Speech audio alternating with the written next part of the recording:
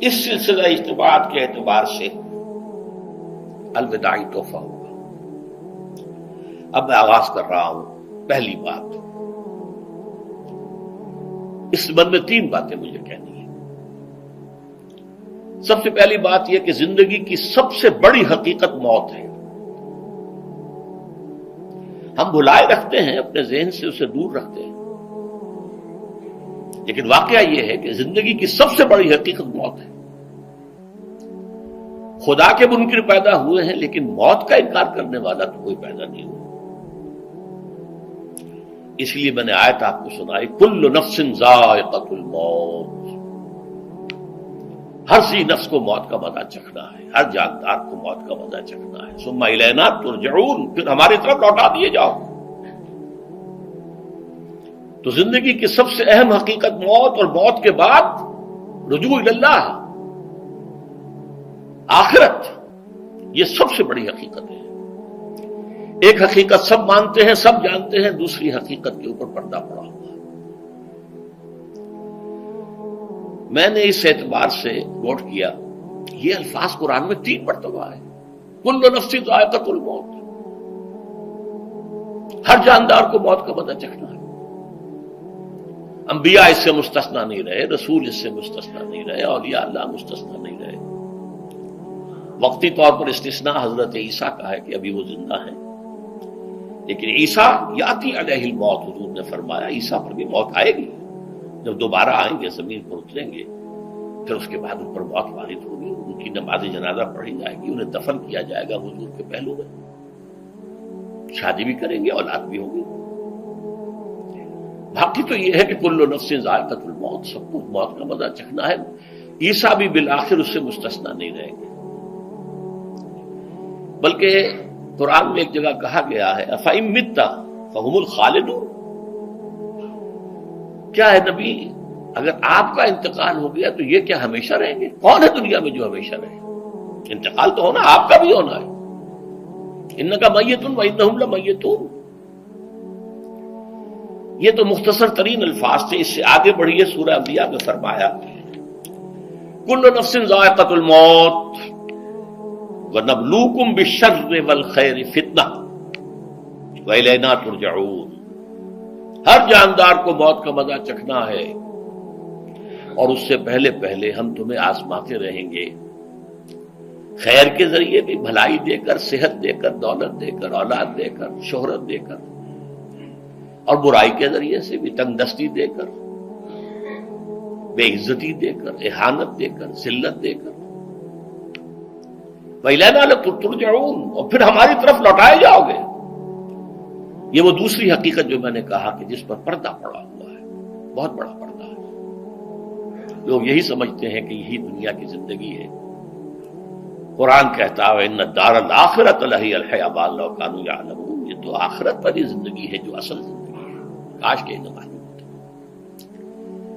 اس سے بھی زیادہ تفصیل سے یہ آل عمران میں آئی ہے، كُلُّ نَفْسٍ ذَائِقَةُ الْمَوْتِ وَإِنَّمَا تُوَفَّوْنَ أُجُورَكُمْ يَوْمَ الْقِيَامَةِ، ہر جاندار کو موت کا مزہ چکھنا ہے، اور پھر تمہیں پورا پورا تمہارا اجر اور بدلہ دے دیا جائے گا قیامت کے دن۔ فَمَنْ زُحْزِحَ عَنِ النَّارِ وَأُدْخِلَ الْجَنَّةَ فَقَدْ فَازَ، جو کوئی آگ سے بچا لیا گیا اور جنت میں داخل کر دیا گیا وہ تو کامیاب ہو گیا۔ اللہم ربنا اجعلنا منہم، اللہم ربنا اجعلنا منہم، اللہم ربنا اجعلنا منہم۔ وما الحیات الدنیا الا متاع الغرور، اور دنیا کی زندگی تو سوائے دھوکے کے سامان کے اور کچھ نہیں ہے۔ دھوکہ کس معنی میں؟ یہ تمہیں اصل زندگی سے غافل کر دیتی ہے۔ تم کہیں سفر پر جا رہے تھے، تمہارا کہیں گھر تھا، تمہیں واپس آنا تھا، تم راستے ہی میں کسی دلچسپی میں ایسے مگن ہوئے کہ گھر بار سب بھول گئے۔ یہ تو تمہارا عارضی سا سفر تھا، تم نے اسی کو اپنی منزل بنا لیا، اپنا ٹھکانہ بنا لیا، تو دھوکہ دیا اس نے تمہیں۔ ویسے دنیا کی زندگی دھوکہ نہیں ہے، بڑی حقیقت ہے، اس لیے کہ حضور نے فرمایا انما الدنیا مزرعۃ الآخرہ، یہ دنیا آخرت کی کھیتی ہے، یہاں بو گے تو وہاں کاٹو گے، یہاں کچھ کمائی کرو گے تو وہاں اس کا بدلہ ملے گا۔ اس اعتبار سے دنیا بہت بڑی حقیقت ہے، ایک ایک لمحہ بہت بڑی قیمتی شے ہے، لیکن اگر یہ دنیا تمہیں آخرت سے غافل کر دے تو اس سے بڑا دھوکے باز ہو کوئی نہیں۔ یہ اصل دجال ہے۔ میں نے تقریباً 60 برس کی عمر کو جب میں پہنچا تھا تو موت کا انتظار شروع کر دیا تھا۔ میرے قریبی احباب کو معلوم ہے، میں کہتا رہا، یہ بھی کہتا رہا کہ بھائی میں اپنے حصے کا کام کر چکا ہوں، جتنی صلاحیت اللہ نے دی تھی، جتنی بھی میرے اندر استعداد تھی، میں اس کو بھرپور طریقے پر استعمال کر چکا ہوں۔ دم واپسی برسر راہ ہے عزیز و اب اللہ ہی اللہ ہے، یہ میرا معاملہ رہا ہے 60 برس کی عمر سے۔ اس کے بعد اللہ نے مزید 14 برس دیے ہیں۔ یہ نافلۃ لک کے درجے میں کہتا ہوں، اس کا اللہ کا عطیہ خصوصی ہے، نفل ہے، ہمیشہ کہتا رہا ہوں۔ مسنون زندگی تو 61 برس ہے ہمارے حساب سے۔ علامہ اقبال کے بارے میں سنا ہے کہ رویا کرتے تھے کہیں میری عمر حضور کی عمر سے زیادہ نہ ہو جائے۔ وہ 6 مہینے کم ہی رہی ہے حضور کی عمر سے۔ جو حضور کی عمر تھی وہی حضرت ابو بکر کی، وہی حضرت عمر کی، وہی حضرت علی کی۔ ہاں، حضرت عثمان 82 برس کے ہوئے ماشاءاللہ۔ پھر یہاں کے مجددین میں سے وہی عمر حضرت شیخ احمد سرہندی کی، وہی شاہ ولی اللہ دہلوی کی۔ ہاں، شیخ عبدالحق محدث دہلوی رحمۃ اللہ علیہ 82 برس کی عمر۔ لیکن یہ میں کہا کرتا تھا مسنون عمر تو 61 برس ہے، جسے ہم 63 کہتے ہیں، وہ اصل میں ہمارے حساب سے 61 بنتا ہے۔ وہ 63 قمری ہے، جو 9 دن کم ہے، قمری سال جو ہے وہ شمسی سال سے۔ بہرحال میں اس وقت سے منتظر تھا، لیکن جو بھی وقت اللہ نے دیا ہے، اللہ کا شکر ہے، وہ مفید کاموں میں لگا ہے۔ ان میں خاص طور پر میں سمجھتا ہوں کہ اللہ کا مجھ پر سب سے بڑا احسان، اور مجھے پر نہیں، بہت بڑے پیمانے پر لوگوں پر جو احسان ہوا ہے، وہ میرا 1998 کا دورہ ترجمہ قرآن ہے جو کراچی میں ہوا تھا۔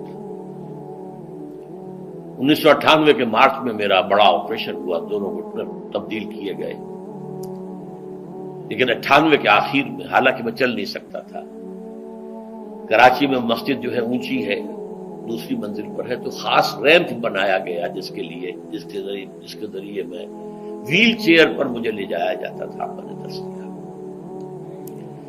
اس درس کی گزشتہ چند سالوں سے پوری دنیا میں جو گونج ہوئی ہے اللہ کے فضل و کرم سے، اللہ کا کوئی حکمت خداوندی اس کے ساتھ وابستہ ہے۔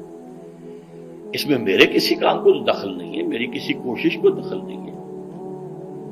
میں نے تو جو درس میں دیتا آ رہا تھا سن 85 سے، دورہ ترجمہ قرآن، البتہ یہ بات ضرور ہے کہ میں نے محسوس کیا تھا کہ سن 98 کے اس درس میں دورہ ترجمہ قرآن کے مجھے خصوصی انشراح حاصل تھا۔ میری ساری گفتگو کا حاصل کیا ہے؟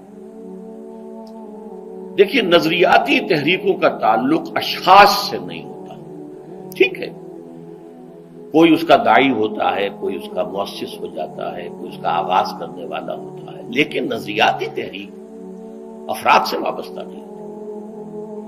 افراد آتے چلے جاتے ہیں اپنا اپنا حصے کا کام کر کے، جس کو جتنا مقدر ہے، جتنی اللہ تعالیٰ کی طرف سے توفیق ہے، وہ اپنا کام کرے گا، چلا جائے گا۔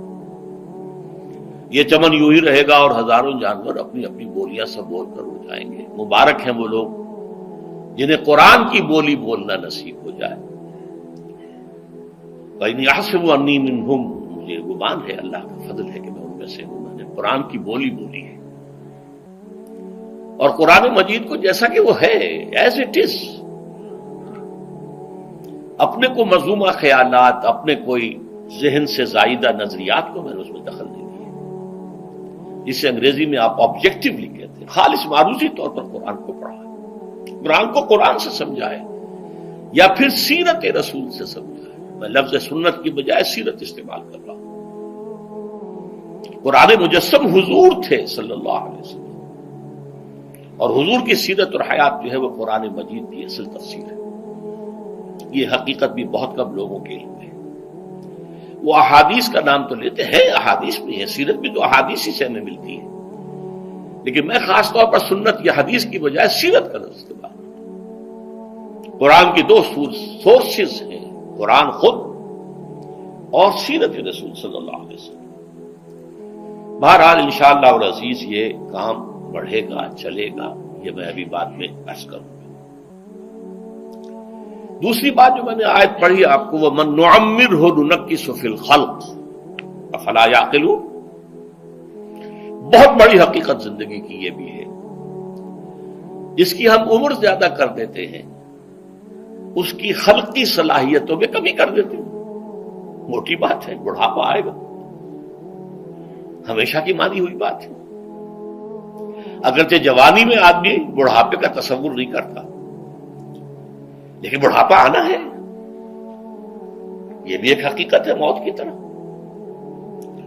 غالب نے کہا تھا مزمحل ہو گئے قوائے غالب، اب عناصر میں اعتدال کہاں۔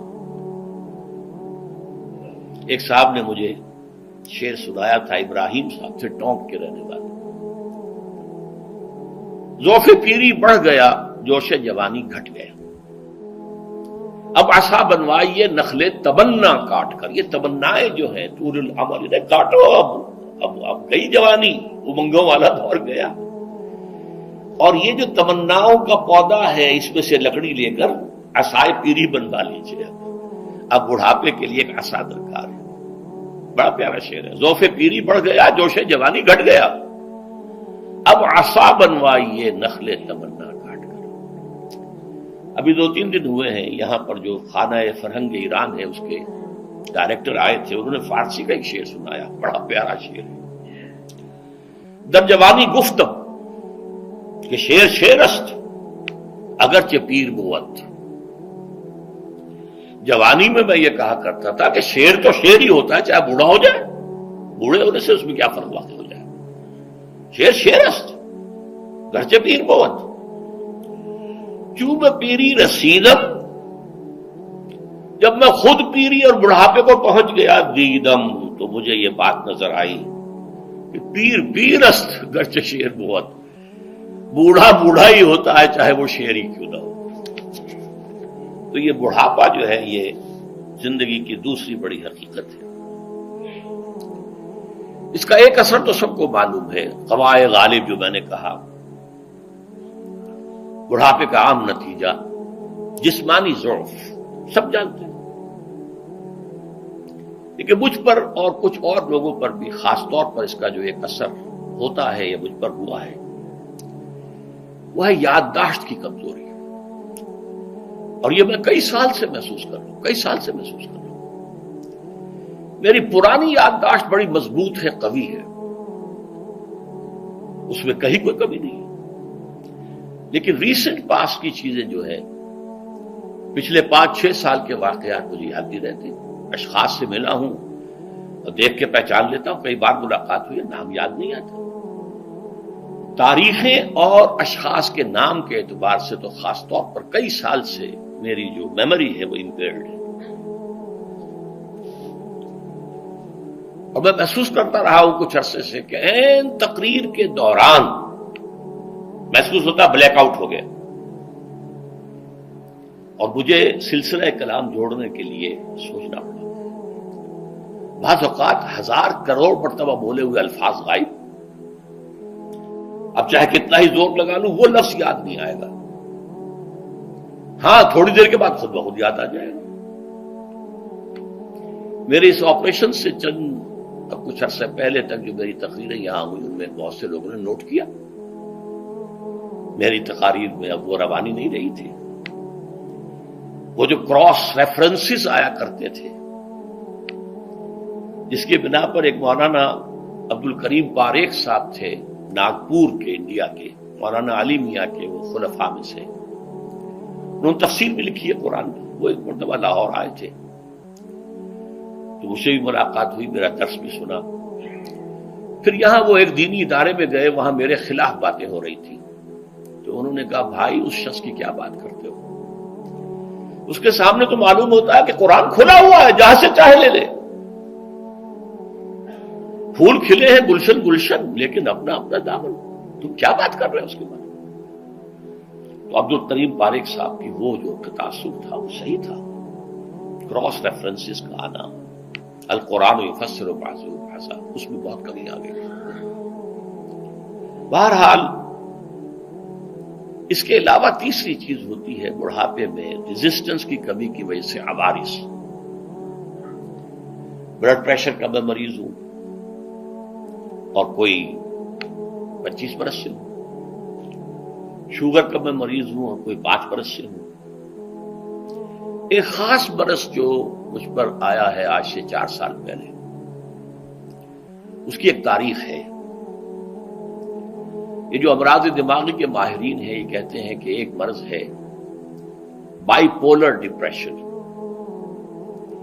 انسان میں کبھی تو انشراح ہوتا ہے، ایکٹیویٹی ہوتی ہے، سوچتا ہے اور ایکٹیو کرنے کے لیے، گفتگو کے لیے، بھاگ دوڑ کے لیے طبیعت میں آبادی ہوتی ہے. کبھی وہ بجھ سا جاتا ہے، کبھی وہ حرکت کرنے کو جی نہیں چاہتا، پڑا رہے کسی کونے میں، سو جائے. تو یہ بائی پولر معاملہ کہلاتا ہے، یہ ویو چلتی ہے. اچھا، یہ ہے ہر انسان میں، جسے ہم عام طور پر کہتے ہیں موڈ آف ہے بھائی میرا، مجھ سے باتیں کرو. تو یہ موڈ کا آف ہو جانا، آن ہو جانا، یہ عام آدمی میں بھی ہوتا ہے. لیکن جو اللہ کے کسی فضل و کرم سے زیادہ ذہین ہو، زیادہ حساس ہو، ان میں پھر یہ جو ویو ہے یہ زیادہ اونچائی زیادہ نیچائی، زیادہ اونچائی زیادہ نیچائی، اور اس کو پھر ہم کہتے ہیں مرض، بائی پولر. یہ ہمارا خاندانی مرض ہے.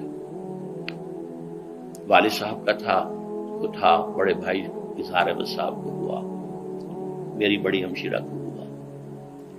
عام طور پر اس کی عمر ہوتی ہے اور ہوتی تھی، 3 تجربے مجھے ہیں. والد صاحب کو 13 برس میں نے اٹینڈ کیا ہے اس بیماری میں،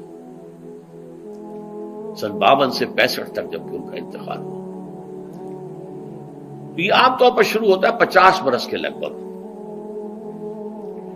میری عمر جب 50 برس کے لگ بھگ ہوئی تو مجھے کئی مرتبہ محسوس ہوا کہ میری تقریر کے دوران سوئچ آف ہوتا. ایک مرتبہ سن 70 میں میری یادداشت کئی گھنٹوں کے لیے بالکل ضائع ہو گئی. اس کا میں نے تذکرہ کیا ہوا، میری کتاب ہے حساب کم و بیش.